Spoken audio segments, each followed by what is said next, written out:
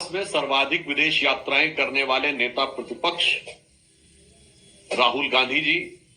जो अपनी विदेश यात्राओं में भारत के विरुद्ध विश्वमन करने के लिए विख्यात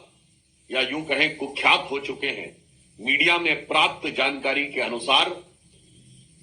मलेशिया, कोलंबिया और जर्मनी के बाद अब वो वियतनाम की यात्रा पर गए हैं।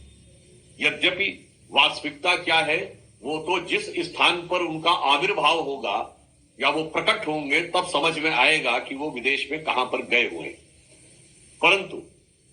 जैसा कि पूर्व में अनेक संदिग्ध भारत विरोधी व्यक्तियों और नेताओं के साथ उनकी भेंट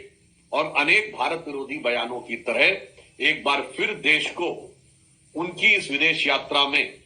किसी न किसी भारत विरोधी व्यक्ति का मेहमान बनते हुए और भारत विरोधी बयान देते हुए देखने का निश्चित रूप से अवसर मिलेगा। मैं कांग्रेस पार्टी से पूछना चाहता हूं कि श्री राहुल गांधी जी, जिनको कांग्रेस शासित किसी राज्य के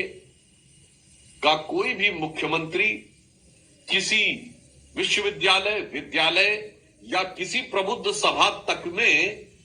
बुलाना आवश्यक नहीं समझता है, उन्हें विदेश में कौन से लोग हैं जो उनका बारंबार स्वागत करने के लिए और भारत के विरुद्ध हाहाकार मचाने के लिए निरंतर बुलाते रहते हैं। कांग्रेस पार्टी को इसका खुलासा करना चाहिए। और आज एक और अन्य घटना, कांग्रेस पार्टी द्वारा आयोजित प्रेस कॉन्फ्रेंस में जैसे ही पत्रकारों ने बांग्लादेश में हिंदुओं के विरुद्ध हो रहे गंभीर अत्याचार का प्रश्न पूछा, तो कांग्रेस के नेता श्री के.सी. वेणुगोपाल और श्री जयराम रमेश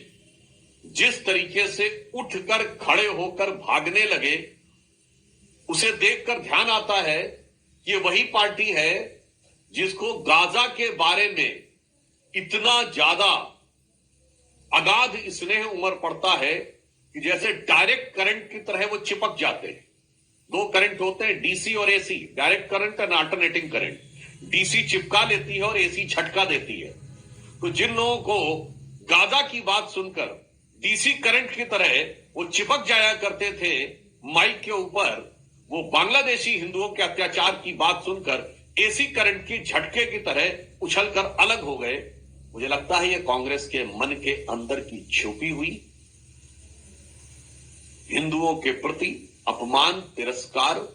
और वैमनस्य के भाव का एक बहुत दुखद प्रमाण है।